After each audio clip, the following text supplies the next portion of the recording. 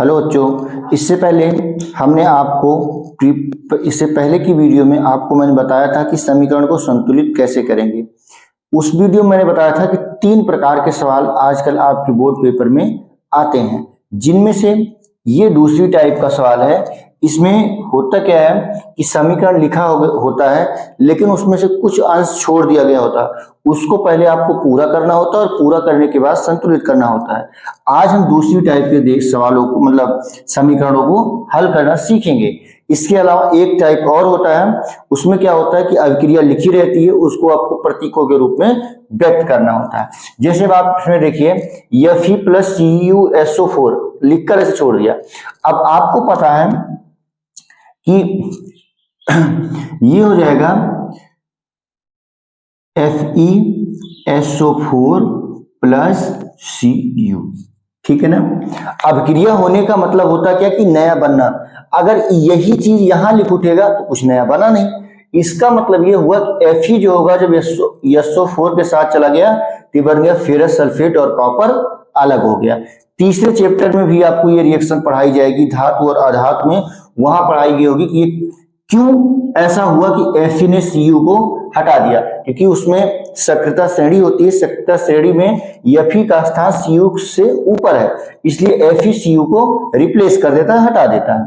चलिए आगे देखिए, इसमें दिया है कि MnO2 HCl तीर लगा के इसके बाद H2O लिख दिया। अब यहाँ 2 चीज लिखी जानी है, क्या लिखी जानी है मुझे पता नहीं। अब हमारा दिमाग लगाया तो एक चीज मुझे दिखा कि यार ये हाइड्रोजन यहाँ कितना है, 2 है, और यहाँ हाइड्रोजन कितना है, 1 है। इसका मतलब सबसे पहले हम इस हाइड्रोजन को 2 कर लेते हैं। अब देखिए, अब ये MnO2 है और यहां पर क्या है, देखो MnO2 यहां पर 2 ऑक्सीजन है और यहां पर 1 ऑक्सीजन। इसका मतलब इसकी 1 ऑक्सीजन का यूज हो चुका है, तो इसके पास कितना ऑक्सीजन बची, 1, तो हमने लिख दिया MnO। अब देखो यहां पर 2Cl है, तो यहां पर मैं डायरेक्ट लिख देता हूं Cl2।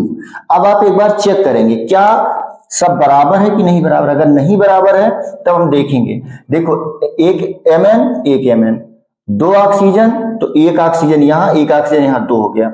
2 हाइड्रोजन यहाँ, 2 हाइड्रोजन, तो यहाँ 2 हाइड्रोजन।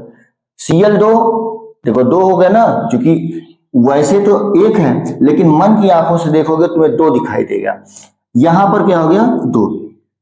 आपको ये बात ध्यान रखना है कि जो तत्व इधर लिखे हैं वही तत्व इधर लिखे जाएंगे, कोई नया तत्व नहीं आएगा।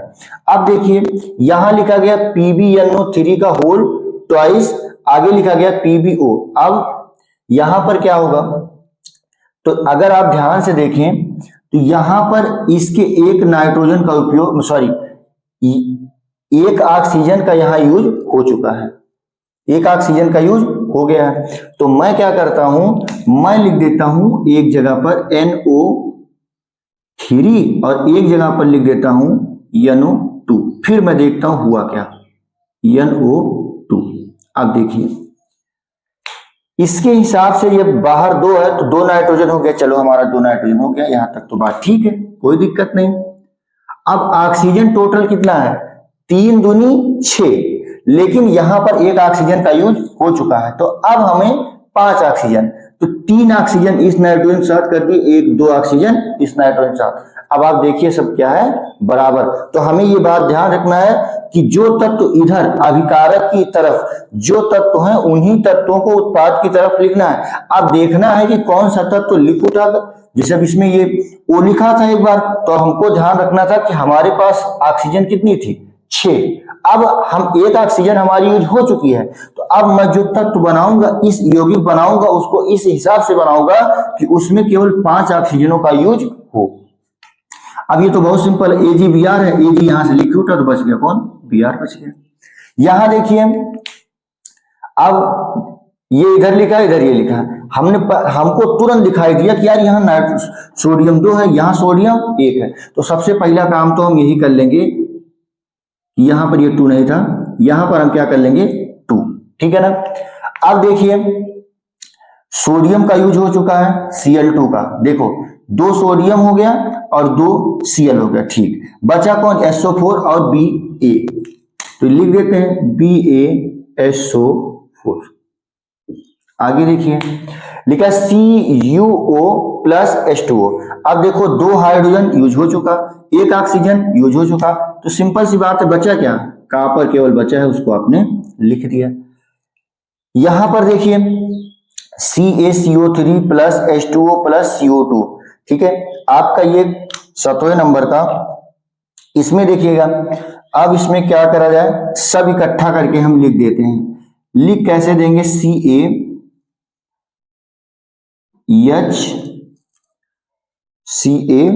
CaH, उसके बाद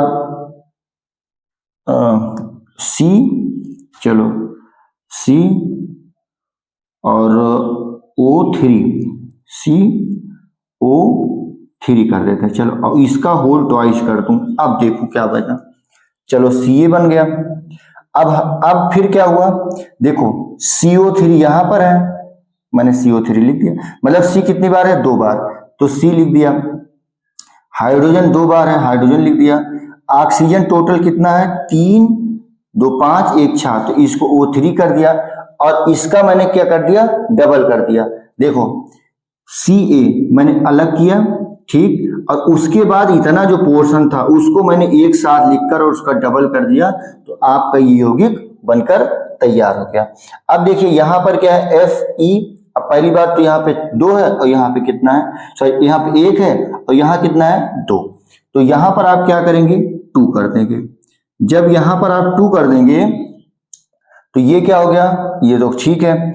ऑक्सीजन, यहां पर ऑक्सीजन टोटल 8 है, क्योंकि 2 चौक 8 हो गया, जिसमें से 3 ऑक्सीजन का यूज हो चुका है, बचा कितना है, 5, तो हम एक बार लिखते हैं SO3 प्लस SO2। अब देखते हैं क्या होता है। देखो सल्फर वैसे तो तुम्हें दिख रहा होगा 1, लेकिन मन की आंखों से देखोगे तो 2, तो इधर 2 सल्फर है, तो 1 सल्फर 2 सल्फर, चलो ओके। 2 चौक 8, मतलब मन की आंखों से ऑक्सीजन 8 दिख रही है, तो 3 2 5 5 3 8। आयरन 2, तो यहाँ पे 2, कहानी खत्म। अब इसमें देखिए लिखा प्लस CO2, तो यहां पर बचा क्या, Ca, एक बच गया। देखो C, ये C यूज हो गया, यहां से 2 ऑक्सीजन यूज हो गई, तो यहां पर 1 ऑक्सीजन बची है, यहां 1 ऑक्सीजन बची है, यहां ऑक्सीजन 1 बची है, 2 ऑक्सीजन बची है, 2 हाइड्रोजन, तो हम इसको ऐसे लिख देते हैं, कहानी खत्म, ठीक है ना, ऐसे आपका ये होता है। अब देखिए ऐसा नहीं है कि जितनी जल्दी जल्दी हमने कर दिया उतनी जल्दी तुम भी कर सकते हो। पहले आप इसको जो मैंने समझाया उसे आपको समझना, फिर उसके बाद आप अपनी अप्रोच जनरेट करना कि हमको क्या बताया गया, कैसे करना है। जब वैसे करोगे तब आप प्रैक्टिस करोगे तो आपसे कोई भी समीकरण दे दिया जाएगा, आप लिख लोगे। ये मैंने जो 9 क्वेश्चन उठाए हैं, ये पिछले 3-4 साल में जितने आए हैं, और मैं लगभग आप ये मान कर चलिए कि जब इस टाइप का सवाल आएगा तो इसी में से मिल जाएगा, क्योंकि मैंने 9 ही समीकरण आपको सॉल्व कराए हैं। लेकिन ये पिछले 5 साल का पेपर मैंने उठाकर जब देखा तो उसमें से एक समीकरण 3-3 4 बार 5 बार 6 बार कई बार आए हैं। तो अगर आप इतना अच्छे से समझ लेंगे, कई बार प्रैक्टिस कर लेंगे, तो मैं गारंटी के साथ कहता हूं कि अगर 4 समीकरण लिखने को आएगा तो 3 तो इसी में से आ जाएगा, एक आपका नया होगा, और अगर इसको तरीका समझे तो आप कर ले जाएंगे। ठीक है, आज की वीडियो में बस इतना ही।